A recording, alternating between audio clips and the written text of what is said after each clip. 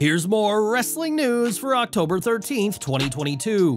And we're starting off with AEW Dynamite, as Renee Paquette made her debut this week in Toronto, but she wasn't the only Canadian who had a presence on the show. During Dynamite, the Embassy confronted Wardlow, the team of AEW TNT champion Wardlow and ROH World TV champion Samoa Joe, after the latter team got a win against the Factory's Aaron Solo and Nick Comoroto. FTR then came to the ring saying they were looking for a fight and had a Canadian in mind to help them. That marked the return of Shawn Spears, who earned a massive response from his fellow Canadians in the crowd, but it was Spears' new gimmick that has had people talking. Spears donned a new shirt featuring the words "Perfect 10", and a graphic with the same phrase appeared on the screen behind him. This is, of course, in reference to Spears' WWE gimmick, and it appears that he will be working as a babyface moving forward. A match pitting Spears and FTR against Brian Cage and Gates of Agony has been confirmed for this Friday's Rampage, and we'll have to see what the chairman of AEW does under his new role. In June, Jeff Hardy was arrested and charged with driving under the influence, his third DUI arrest in under a decade. Hardy had been suspended without pay and won't be allowed to compete until he can prove his sobriety, and we have an update on the charismatic Enigma. Speaking on Busted Open Radio, Matt Hardy gave an update, saying his younger brother is in a much better place.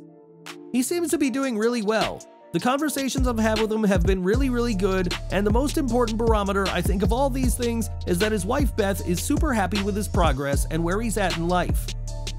There have been rumors that Jeff's time with AEW may already be over, as Hardy's actions have broken the trust of many people in and out of the company.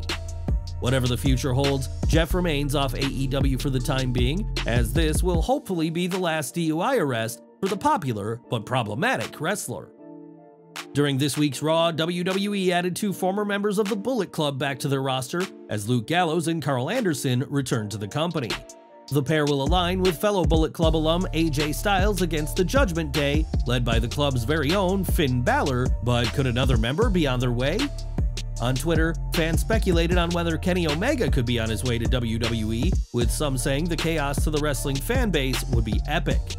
One fan said the WWE could never afford Omega, a doubtful claim given the vast fortune the promotion has, while another fan said that the cleaner will regret never having a run with WWE. Others even went as far as to suggest that the Young Bucks could be looking at a WWE debut, as like Omega, they too have been suspended from AEW due to the fallout from All Out.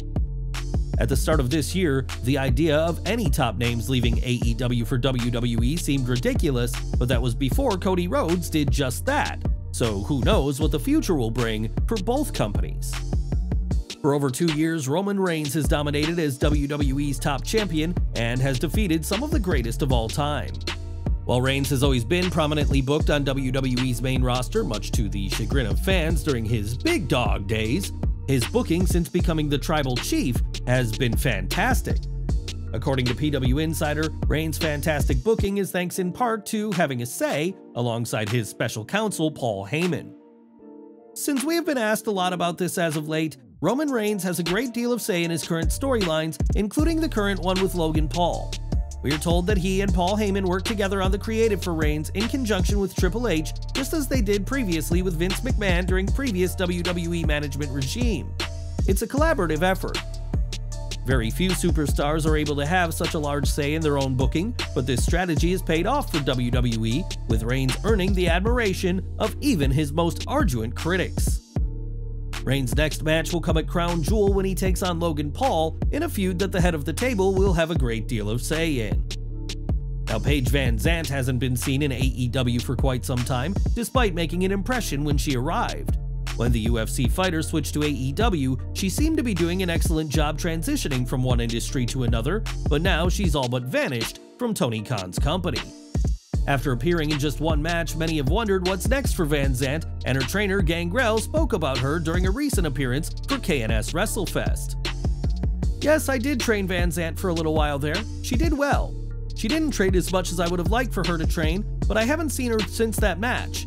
She did that match, she wrote me and said, "Hey, I'd like to go over the match with you and some critique," and I said sure, and that's the last I heard from her. She's an athlete. She could have been really good at it, actually.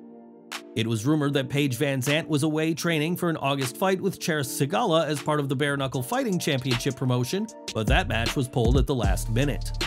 After that, rumor was that the fight had been rescheduled, but instead it has been 100% cancelled, and Vanzant has clarified that she didn't pull out from the bout, but was pulled out by others. Whether Vanzant wrestles for AEW again is unclear right now, as despite the many fighters who have found success in wrestling, including Brock Lesnar, Ronda Rousey, Matt Riddle, and others, it appears Paige won't be joining that list. Paige Vanzant's AEW career may have already come to an end, but she's not the only star who may have had their last match. Dustin Rhodes has been wrestling for decades and is perhaps best known for his work as the enigmatic Goldust, but his career may be wrapping up. On Twitter, Rhodes said that his old age has caught up to him and said he is doing some heavy thinking about the next step, teasing retirement.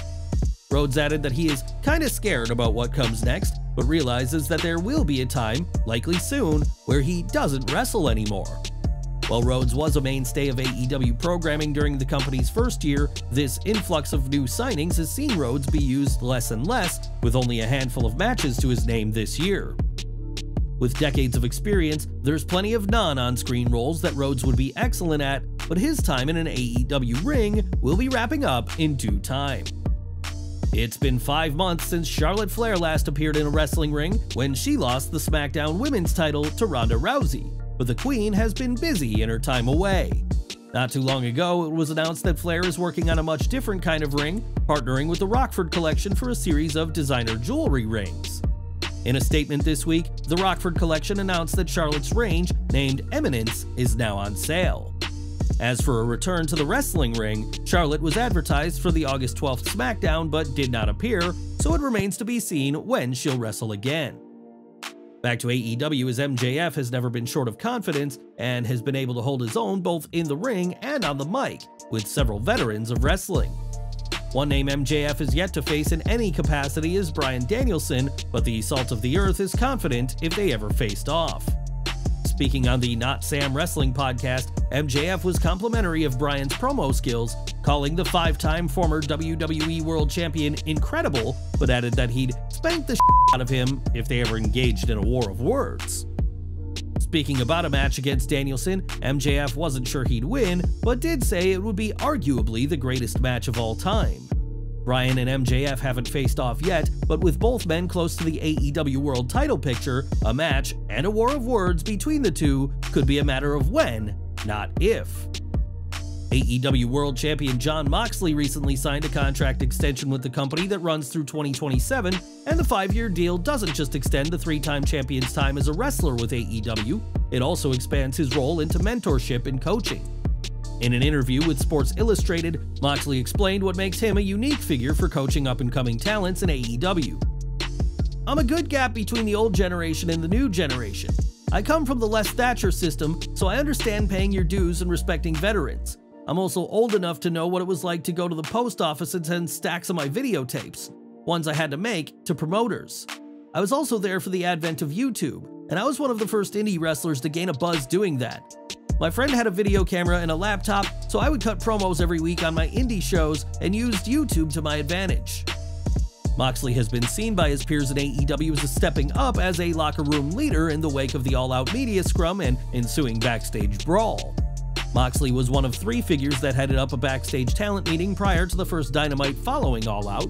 Moxley spoke to the AEW roster at the meeting alongside Chris Jericho and Bryan Danielson in an effort to ease backstage tensions stemming from the suspensions handed out to CM Punk, Kenny Omega, the Young Bucks, and others. WWE underwent a very public regime change in 2022 when Vince McMahon stepped down and passed the creative torch to Paul Triple H Levesque. Not only have the changes affected WWE, but other companies have taken notice, such as AEW. While speaking on a recent episode of the Ariel Helwani Show, AEW President and CEO Tony Khan was asked about his thoughts on Triple H taking over the creative direction of WWE. "I'm definitely always up for the challenge, and I think there have been elements that have seen a big improvement there. I've been open to saying that. I think there's been a lot of improvements there. I definitely think for us, we've had a lot of improvements too in recent weeks. I think we're both very competitive and have been competitive in the past, obviously. I think in this case now, hopefully it's going to be good for everybody. there's probably a bit more similarity in what we're looking for in the terms of the profile of a free agent, which I think is already going to start being a thing. So we'll see how this goes. When Helwani asked what he meant by that statement, Khan explained that he believes they are both interested in similar talent that have become huge stars in AEW. Khan went on to reiterate that AEW benefited from WWE releasing certain talent before the regime change took place. That being said, fans and wrestling pundits are questioning Khan for not utilizing ex-WWE talent in the right way. What do you think of Khan's comments in general? Sound off in the comments below. And we're ending with WWE, and since Bray Wyatt's return, fans have speculated on the possibility of a new Wyatt family due to several of Wyatt's puppets being brought to life during Extreme Rules. Names like Bo Dallas, Grayson Waller, and even Liv Morgan have been suggested as possible members, and now Ronda Rousey has given her 2 cents. Speaking on her YouTube gaming stream, Rousey was asked about Morgan possibly joining the group and believes that if there is a female member, it's more likely to be Alexa Bliss. Fans will remember Bliss's time working with Wyatt, in which she became a much darker character than we'd seen before. Of course, the problem with this is that Bliss infamously betrayed Wyatt at WrestleMania 37, costing him a match with Randy Orton in what is Bray's most recent match. As WWE's camera crew caught backstage, Morgan was in a bad place after losing the SmackDown Women's Championship, but that won't result in her becoming a Wyatt family member, according to the new champ. Well guys, that's our news for today. Please share your comments below. Also hit the like button, subscribe to our channel, and hit the bell icon to receive all notifications. And as always, thanks for watching.